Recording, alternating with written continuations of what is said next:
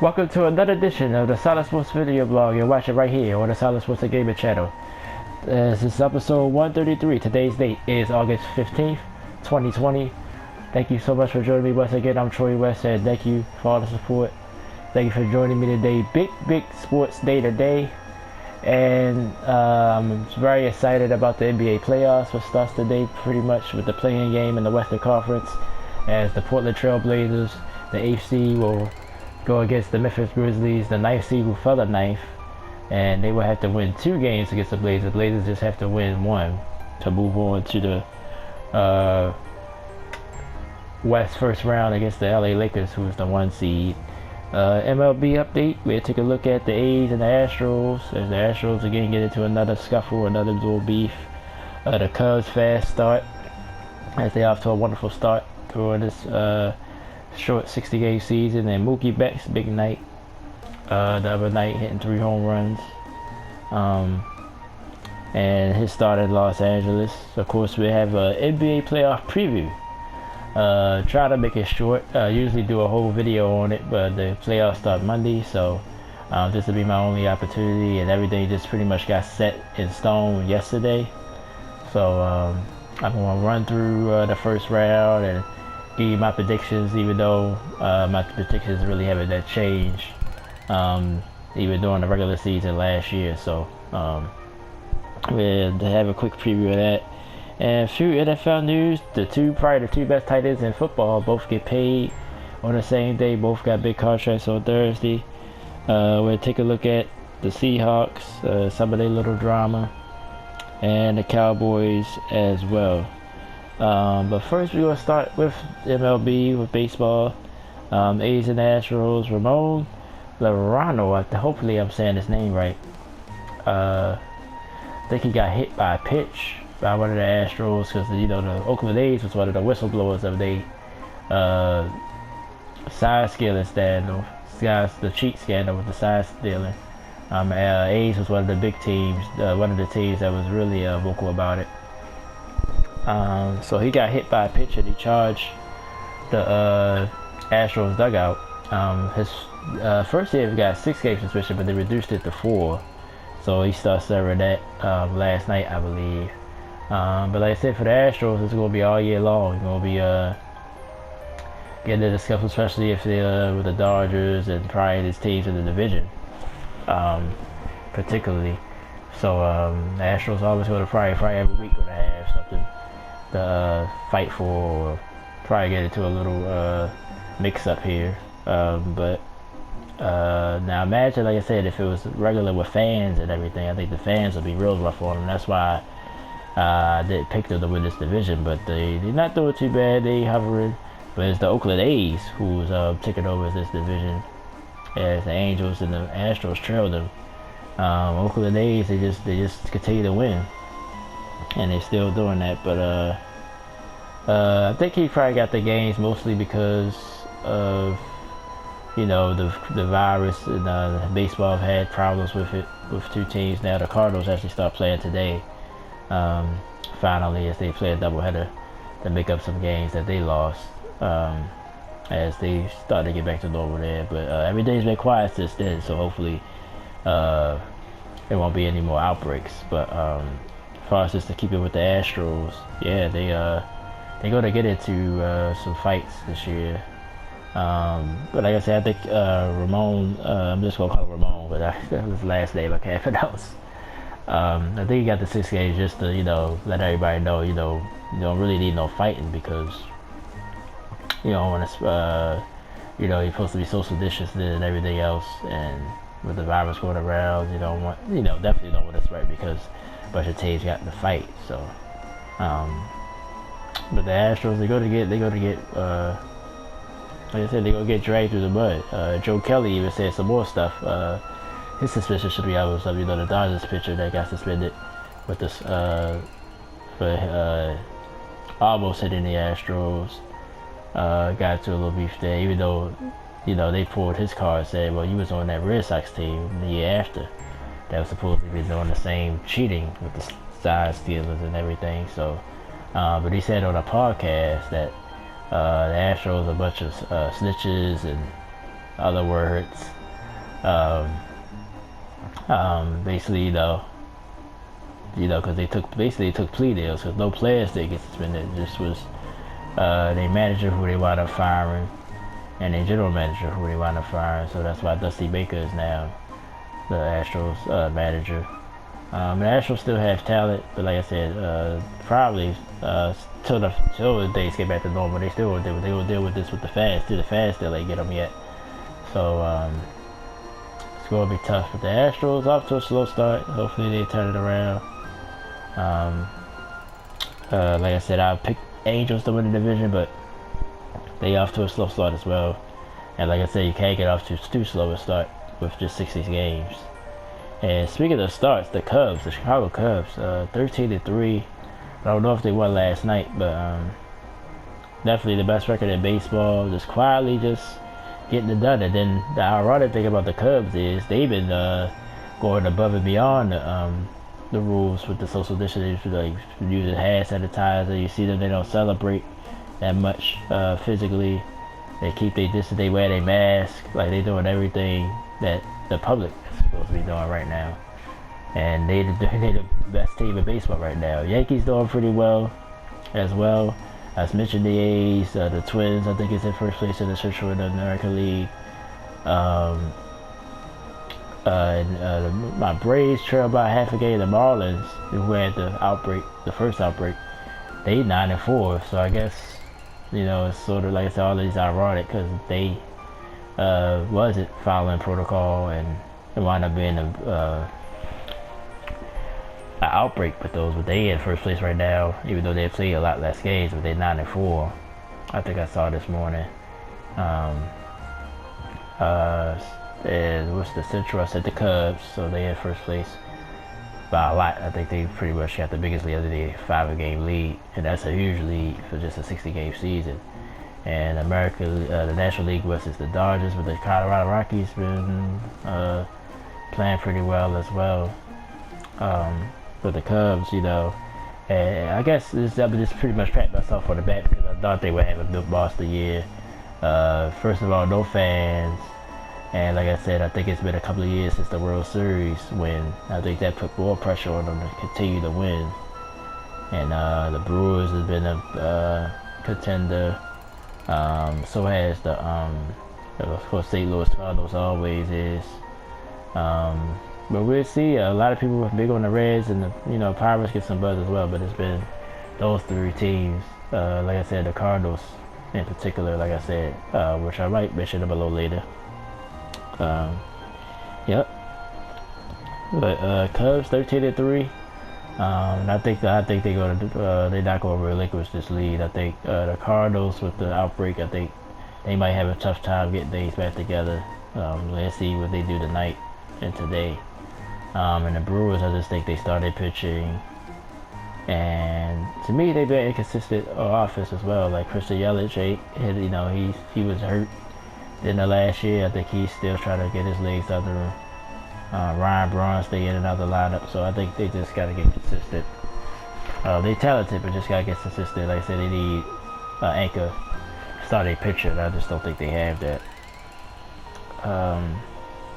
Speaking of the Dodgers, as I mentioned, Mookie Betts, Thursday night, 3 home runs in a game. I think he's done it 6 times. I think I saw the stat. He's done it 6 times, and I think the only other 2 players that have done it, Sammy Sosa, and there was someone else. I forgot who it was, but Sammy Sosa stood out. But Mookie Betts, he just got the big contract before the season started. I know Boston missing him right now. He's having a monster year so far for the Dodgers, and I think the Dodgers, even though they in first place, but I think they haven't hit their stride yet. I think Kershaw will get his stuff together with Rich Hill, and the back end. The back end always been somewhat of an issue for the Dodgers, the bullpen, but they just ain't playing their best baseball, but they still in first place. So I think they're going to have a spike pretty soon. But Mookie Betts, right now, he's one of the top players in baseball. You got to give it to him. He plays well defensively as well. Another 3 home run game. He already done it 6 times in his career. That's pretty remarkable for a small guy. Say he's about 5'8", 180, and cracking home runs like that. So I think the manager, Dave Roberts, he was like, he's shocked, like, by his power. So a lot of good things about Mookie Betts. That's why I think the Dodgers, I don't have a lot of faith in the Dodgers because, recent history, even though now, if you go back to 2017, they were screwed, if you want to really put a lot of stock into the Astros cheating. But even since then, they just been close with no cigar. Usually teams like that start to fade, your window closes and it just don't work out. So, but this is an opportunity for them this year to maybe break through, maybe win the World Series this time. We'll see. Been 1988 for them, but because they're in the big market, it's a big deal. But Mookie Betts definitely, he's proven that he deserves his money so far. And he'll be a Dodger for a long time. See Cody Bellinger. They got a nice little squad there, nice little young core. Watch out for the Dodgers. We'll see. I think they're going to make a push soon as well. Maybe take a hold of this division. So that's our baseball update for the week. Let's move on to the NBA. Of course, as I mentioned, the Western Conference Player Game is today. We're going to get deep into the playoffs. We're going to talk about Jim Boyle firing the Bulls for let him go yesterday after 2 years. We'll talk a little bit about the Bulls. But first, let's get some love. Now that the bubble is shrinking, out the West, West had the most teams to come. East only had 9 teams. The Wizards, they was pretty much done as soon as they got there. No Bradley Beal, no John Wall. I didn't expect much for the Wizards in this show. I think they only won about 1 game when they was there, and they was eliminated quickly. So the East was set, your 8 teams were set. Just was who will play who. But I want to, just give some love to the other West, the other West teams that went. Sacramento, they faded. They played well, but just couldn't pull out the wins. But they played pretty well. The New Orleans Pelicans, a lot of people was on them to maybe make a push, but Zion was on a minutes restriction, and they just didn't look cohesive to me. I watched a few of their games, and they fell out of the picture. The San Antonio Spurs, of course, they've been in the news.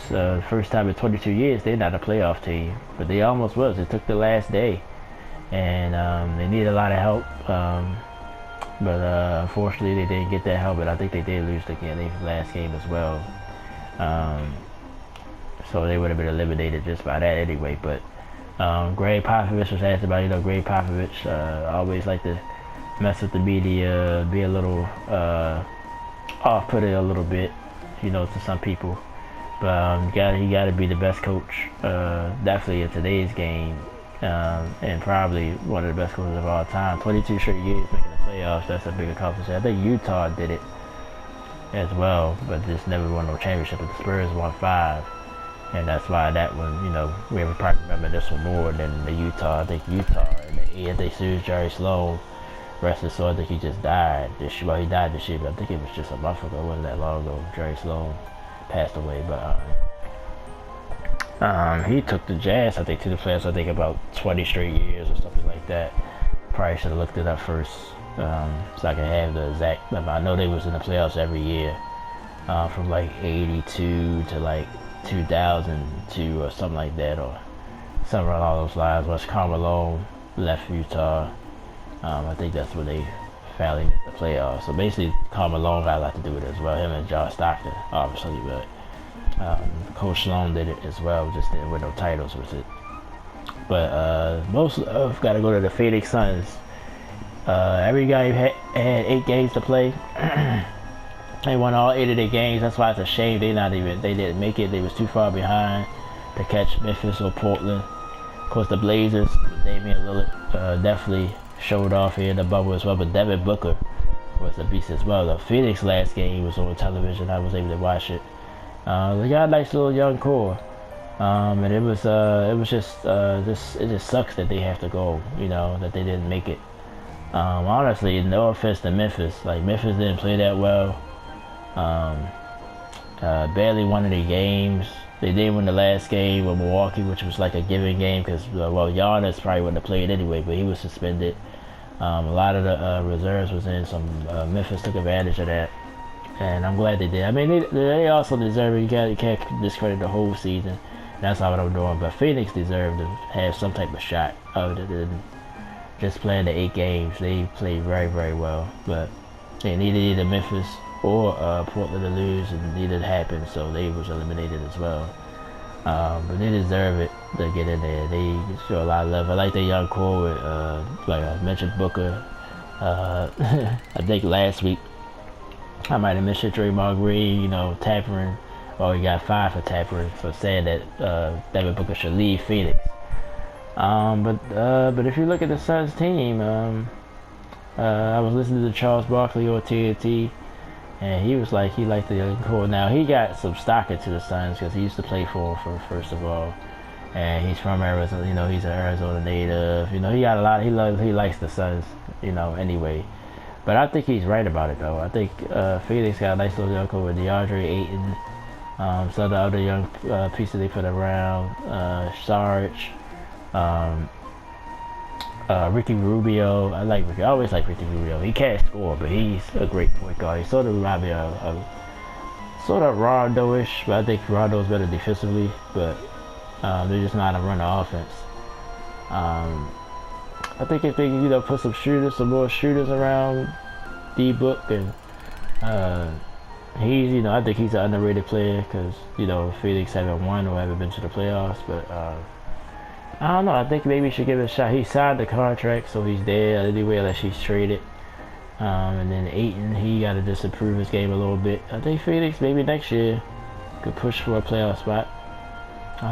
But we'll see. But I just want to definitely show them some love. They played some good basketball, were undefeated, but unfortunately just a little bit too far behind the standings and could not make the play-in game tomorrow. So, and we're going to talk about that in a minute as we're going to preview the NBA playoffs.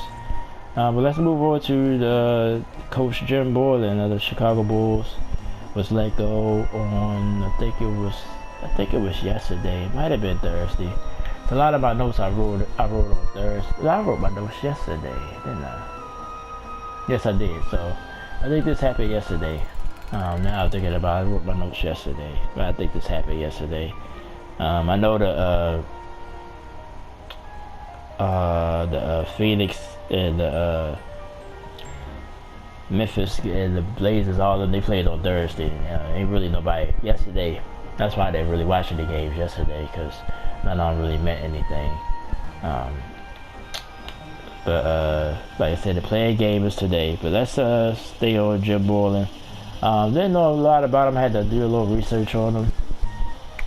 Former college coach.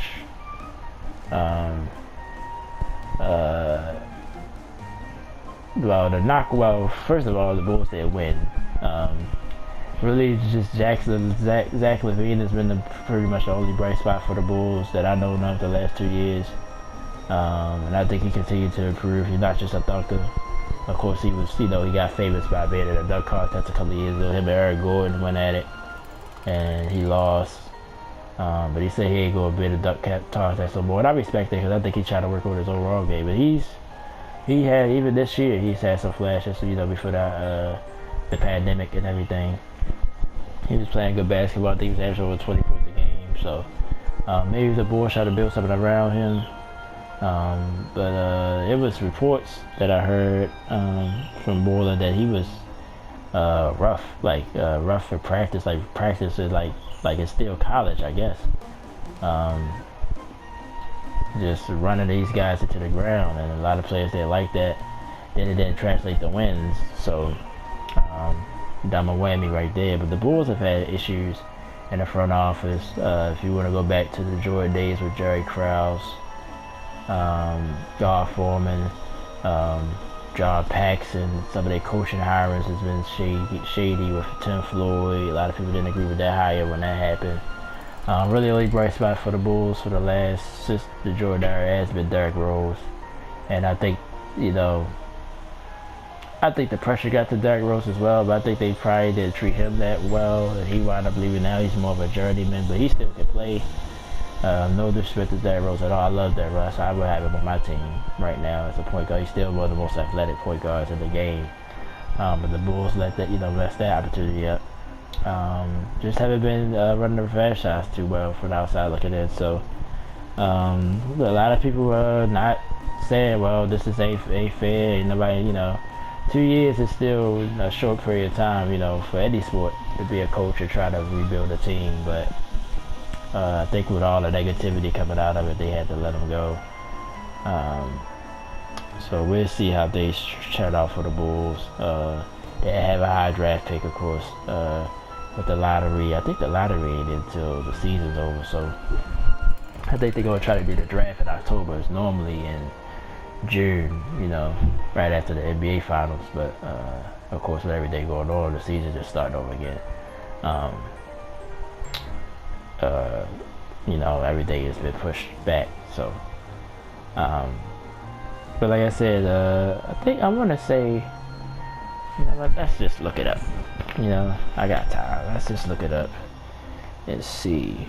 Because he screamed, I think he's the old Michigan coach. Like I said, I might be wrong about that, but we're going to look it up real quick if I can get to it. And we're going to look at the playoff brackets in a moment here. So I can't wait for that. But to put this out there already, I already think the Blazers are going to win this game today in Memphis to be done. Damian Lillard just sort of tear down him and Ja Morant. That's going to be a good matchup today. But I think the Jarrett Jackson loss for the Grizzlies, that will hurt them. I think that's going to hurt. Okay, I'll try to pull up the article. Hopefully it's in the article. If not, I'll just look his name up.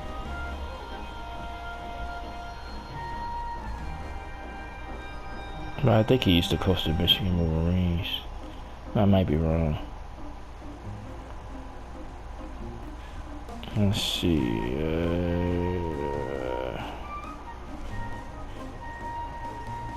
Oh, he was associate head coach. No, so it's not who I'm thinking about. But anyway, he joined the team in 2016 as an associate head coach, which I said I never heard of that before, but that's kind of a weird name.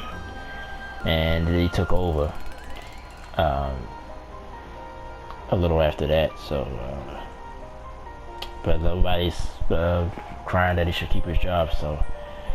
Just gotta move on and just get back up on the mat, I guess. But I think he is a former college coach. I just don't know what college it was. In fact, like I said, let's get just the full facts here. So I type his name in. But yep, yeah, I think the Blazers gonna win this game today and end it. Now Memphis. We have to win 2 games. So if Memphis win this game, then I think they play again tomorrow. And the winner takes all that game.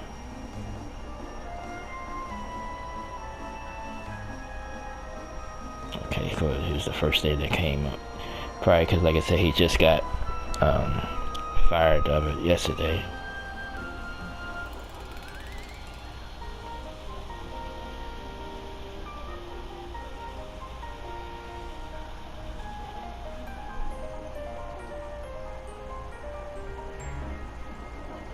Oh, so he just always been a...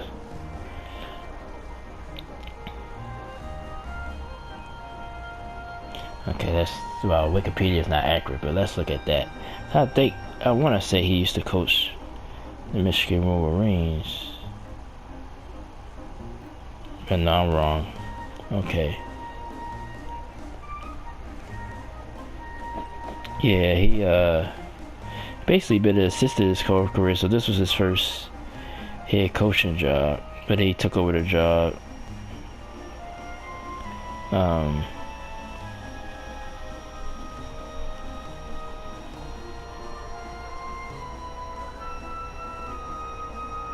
Yeah, he was a CEO. He's been around the NBA a lot. He used to coach the Utah Utes and won the Mountain West. Yeah, I know he sounds familiar. I'm thinking about the Michigan coach, but I think his name is Jim too. But anyway, so that's his background. Like I said, he was a successful college coach, and he came back into the NBA. But he was in the NBA first as an assistant, and then he came back to the NBA after he had success at college. Alright, so let's get to the NBA playoffs. We're going to start the Eastern Conference since that's already set. Then we're going to go to the West. We're going to go through each first round, and then I'm just going to give you who I think is going to come out the conference, you know. So let's start the East. First round matchup, number 1 Milwaukee against number 8 Orlando. I think Milwaukee will win that series. Orlando's a little short-handed right now. They played pretty decent during the bubble as well. But I think Giannis will be motivated now after the suspension and everything. He's gonna be focused, so I think that actually helps the Bucks. And I think I'll say 5 games. I feel it sweep here a little bit, but I'm gonna say 5 games.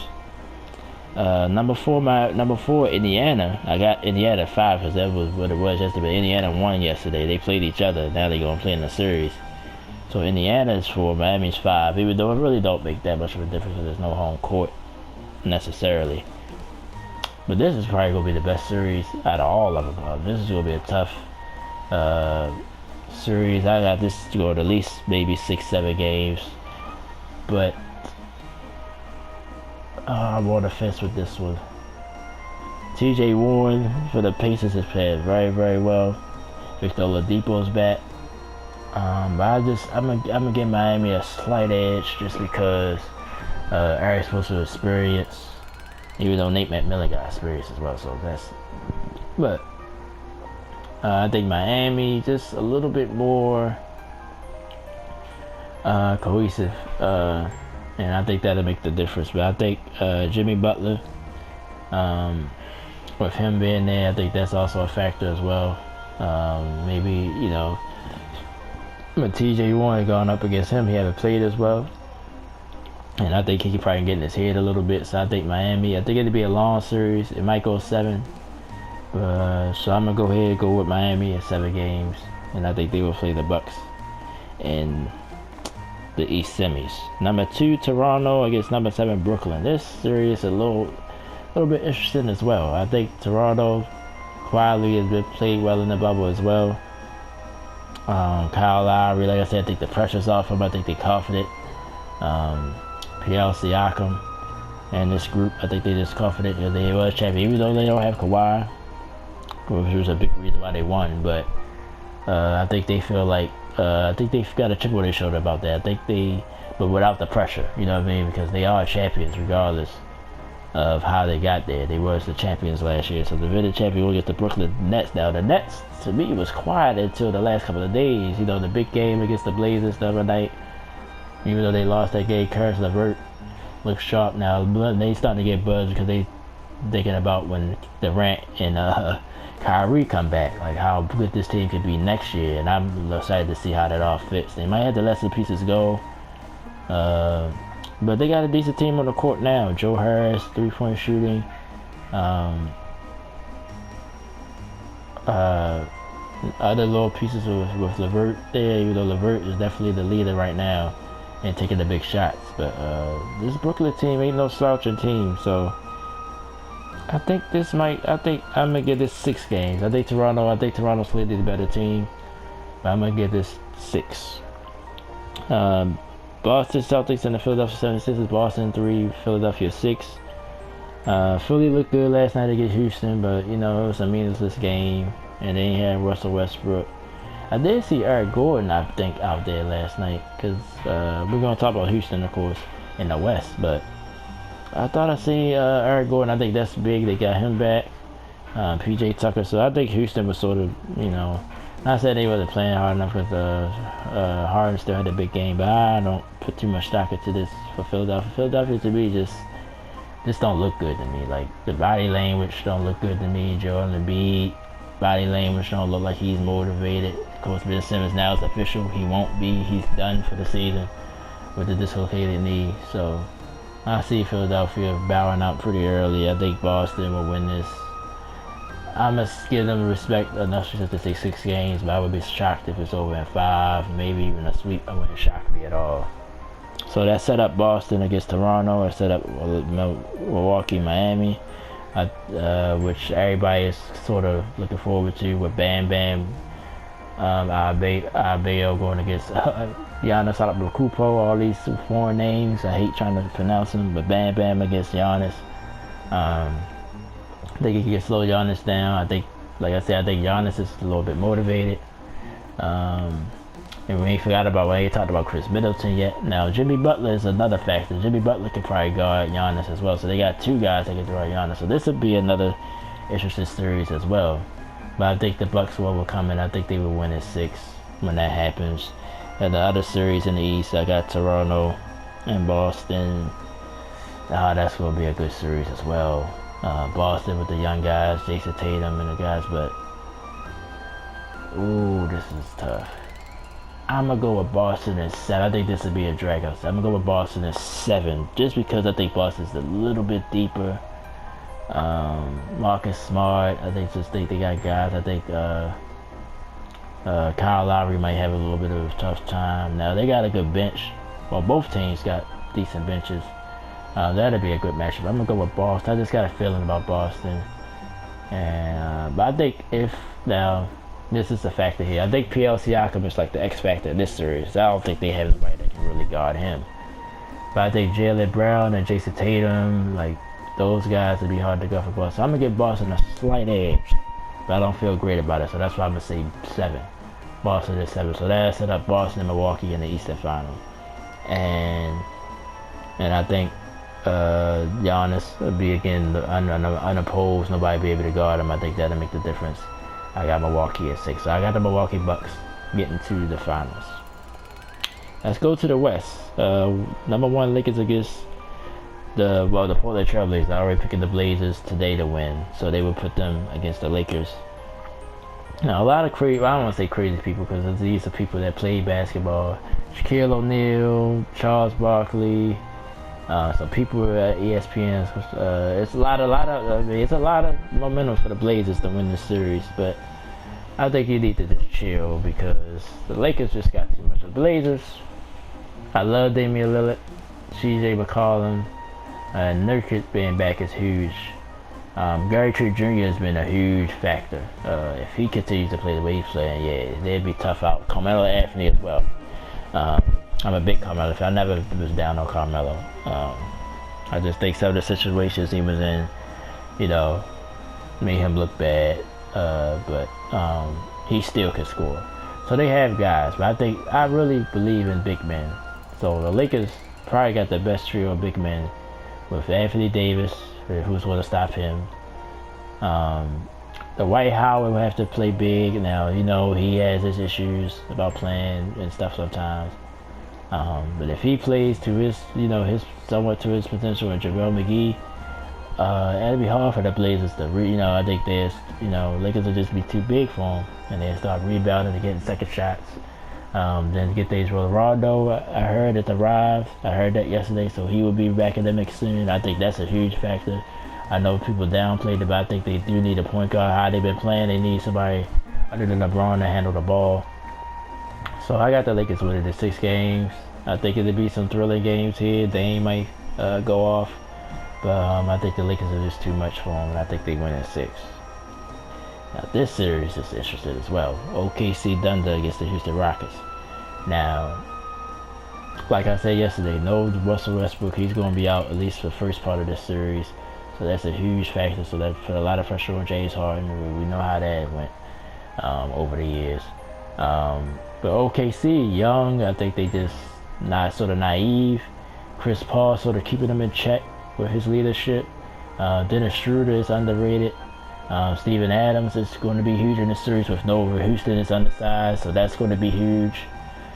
I'm on the fence about this, but I think if they get Westbrook back in time, I think Houston will win in 7. I think Houston will have a tough time with this series because Westbrook ain't go there. But I think Houston is going to be able to hit their threes. And I think the inexperience will catch up with OKC eventually. And I think Houston will win in 7. So I got Houston moving on. They would play the LA Lakers in the East semis. LA Clippers, the other LA team, against the Dallas Mavericks. This would be a fun series just to watch. But once again, I think the inexperience. I think the Clippers with Kawhi, Paul George. I think Paul George definitely motivated. Now he's somebody to watch out for. I think he's going to try to have a monster playoffs. All the disappointment he had in his career, even going back to the Indiana Pacers last year with the Thunder. I think he got a lot to prove. Montrezl Harrell is back. Pat Beverly, I think, will be ready. I think they're just too deep for the Mavericks. I think Luka will probably show off. I think Porzingis has been playing very well. Kristaps Porzingis, watch him. I like Tim Hardaway Jr. hits big shots. JJ Barea still is huge. I think they'll push him a little bit. I think this will be back and forth for the first part of the series, and then I think the Clippers will pull away 6 games. I got them moving on. This is another interesting series. The Denver Nuggets and the Utah Jazz. Now, Denver also started to get healthy. They got the Joker, he's playing center, point center, if that makes sense. Michael Porter Jr. has stepped up in his second year. Denver, like I said, just a lot of pieces. And I think that'll make the difference. I think they're a little bit deeper than Utah. And like I said, the Jazz show flashes, during the bubble, but I think Rudy Gobert and Donovan Mitchell will have to do too much. I don't see nobody else stepping up really. Maybe Joe Ingles, maybe Mike Conley has been kind of quiet. Maybe he'll turn it on. I don't know, but I just think Denver will be a little bit too much for Utah. I'm gonna give them the series at 6. So that leaves the Lakers and the Rockets and the Nuggets against the Clippers. Let's start with the Nuggets and Clippers first, because there's I think the Clippers, like I said, they'd be on all cylinders by then. I think they have their legs under them. Paul George and Kawhi, I think they'd be able to deal with Jokic, the Joker. So that'd be tough. I just think Denver too. I think they also a little bit too small. But Boyle, I like Boyle. I forgot to mention maybe he'll turn into something, but I think the Clippers will just be a little bit too much. Now, the problem with the Clippers is they ain't big either. So maybe if Jokic could sort of be more of a scorer in this series, maybe that'll help. But I got them winning at 6. I got the Clippers winning at 6 to make it to the Western Finals. Houston and LA Lakers. Will Westbrook be back by then? Because if it's so, that would be huge. But I think the same issue with Portland, the same thing with Houston. Yeah, they can shoot threes and everything else, but when it comes down to the big men getting the rebounds, getting the extra possessions, LeBron James doing his thing. I ain't even really mention LeBron that much for the Lakers, but he usually turns it on the playoffs. I think they'll win at 6 over Houston. So that leaves what everybody been anticipating: Lakers, Clippers, Western Finals. I'm not going to change my pick now. I'm going to go with the Lakers again because of the big men. Like I said, I think that's a big advantage. The Dwight Howard, JaVale McGee will have to be huge. I think Kawhi, LeBron, and Paul, like I said, if Paul George emerge and take it to another level, the Clippers will have a chance. I think this might go 7, but I'm going to go with the Lakers at 6 because I'm just more sure about it. But if Paul George turns into something here, take it to another level, he's going to, who's going to guard him? Because you could put Kawhi or LeBron. Like I said, Anthony Davis should have a monster series. He'll be an X factor. But like I said, I don't have nobody checking Paul George. They might throw J.R. Smith. I forgot about these guys, J.R. Smith and Dion Waiters at him, but I think he can easily dispose of them. So it's going to be an interesting series. But I think I left the Lakers at 6. It might go 7. You know, like I said, I don't like to pick games going 7 because to me that should be short. That's why I picked the Miami Indiana series as 7 games because I'm not sure about that. To me, that can go either way. But I'm gonna go with the LA Lakers at 6. That means Lakers, Bucks, and like I said, I picked the Lakers at 6. I did it. You know, that was my pick for the beginning of the year last year, and that's what will be the pick now. I think Giannis will probably do his thing, but I think LeBron will be too much for Milwaukee. I think Anthony Davis also, even though Giannis can probably guard Anthony Davis sometimes, though that'd be interesting. But I just think the Lakers kind of think it's their time. You know, I just got a feeling about them. So I think the Lakers will win the title, and that's where I stand at. So that's my NBA playoff preview from top to bottom, all my predictions. And thank you so much. And it's going to be great. I can't wait. Let's go ahead and tackle this NFL news because, like I said, I didn't want to be too long on the video today. Travis Kelce and George Kittle both got paid. Kelce, 4 years, $58 million extension. Kittle, 5 years. What does it say here?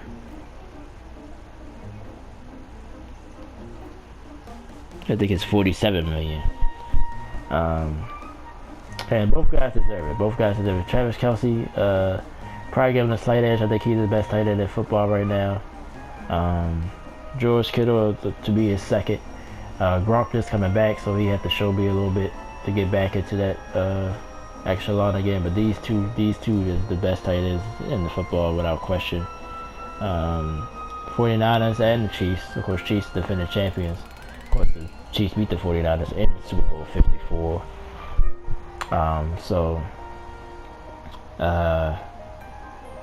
Like I said, Kelce to be number 1, Kittle would probably be number 2 if I was ranking tight ends, and they both deserve it. 49ers, you know, they got the Seahawks to deal with. Chiefs, a little bit more clear cut in their division. As they started, like I said, Kansas City was really building for the long haul. Kelce's now signed. Patrick Mahomes now signed. Tyreek Hill just got a contract. The defensive end, what's his name? I think Johnson. He got signed for a long-term deal. So Chiefs are setting their cornerstones, and going to try to keep rolling. San Francisco, they lock up Kittle, which is probably since they should. They worked out Raheem Mostert, who had some issues. Jimmy Garoppolo is there, so they try to establish their cornerstones as well. So interesting. This could be a rematch. It could be a rematch for the Super Bowl for the first time since I think the Bills and the Cowboys back in the 90s played 2 years in a row. I think this could happen again as well. The 49ers will have something to say about it in the NFC. But we will have, a wall-to-wall NFL preview. Of course, my division roundabout is over. We did all the divisions of football. So next week I'll just be all back again next Saturday. So make sure you join me, and thank you so much. Let's just 2 little notes. The Seahawks, little drama, getting Jamal Adams the week before. Now they had to cut a rookie. Let's see these 4 names. Famas Savard, that's how I'm going to pronounce it. I might be wrong. Famas Savard was cut. Was trying to sneak a woman into his hotel room. They got strict rules right now because of the pandemic, so no outsiders.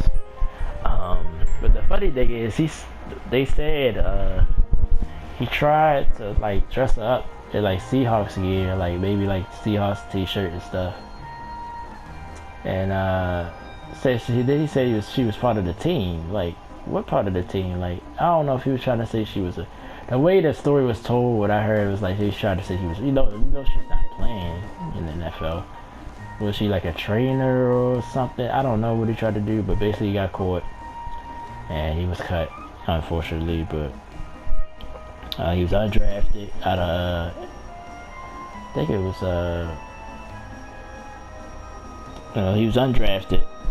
I think he was only about to make 2,000. I think that was all that was guaranteed on his contract. $2,000. So kind of sucks, but you know, like the story they always tell with the Cowboys. We about to talk about the Cowboys. This is a perfect segue. Jimmy Johnson used to say, I think he cut somebody for falling asleep in the film room. So the media was like, well, what if it was Troy Aikman? He said, I'd have woke him up. And he said that nicely. I'd have woke Troy Aikman up. You know what I'm saying?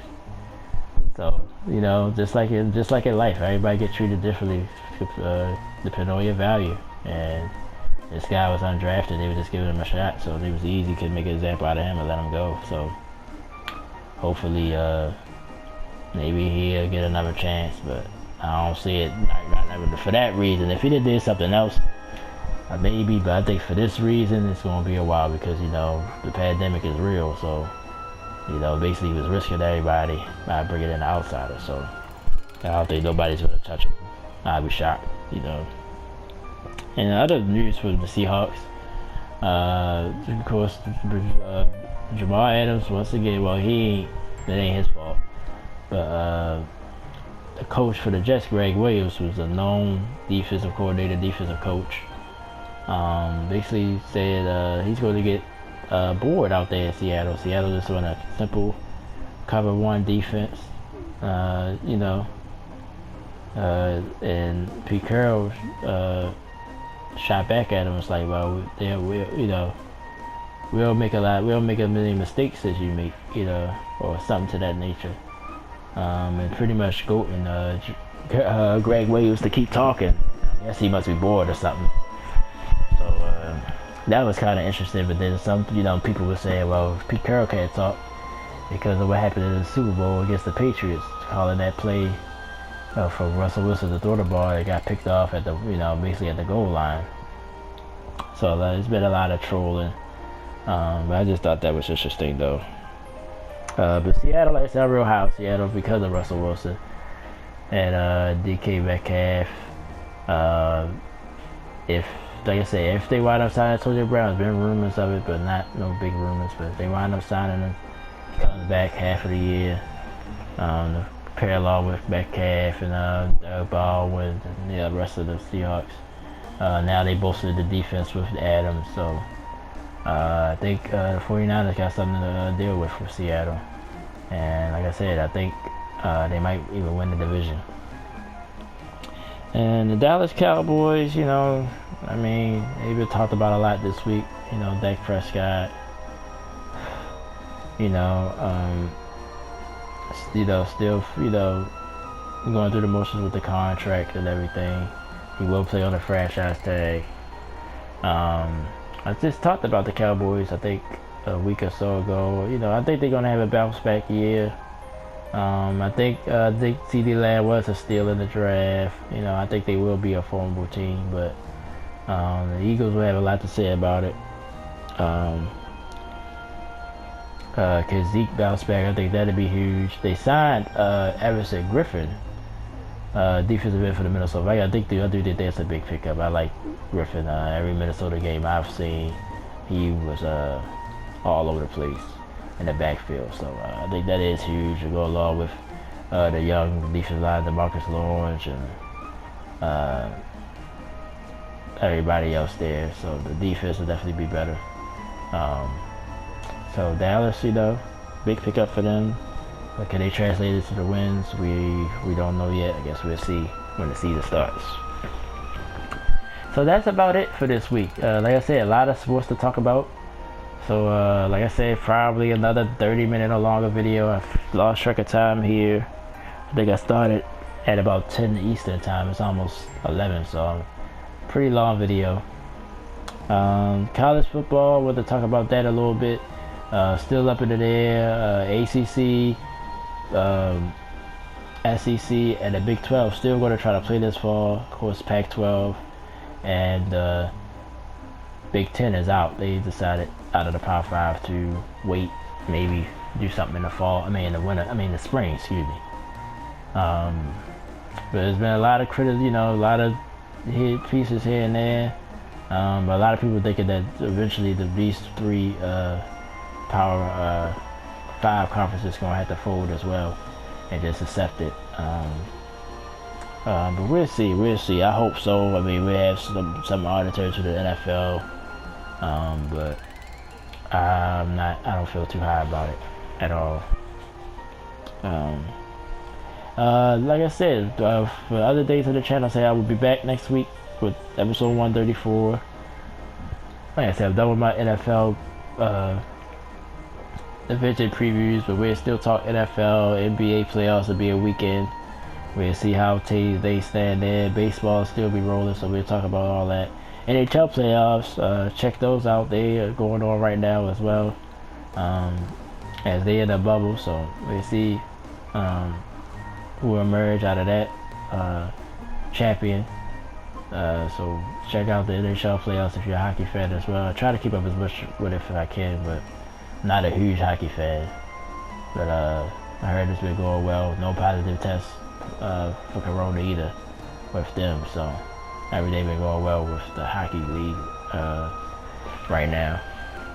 And other things on the channel, Cuphead, you've been seeing videos of Cuphead. Now, like I said, I decided to do just level by level. The videos are much shorter if I try to just play it out.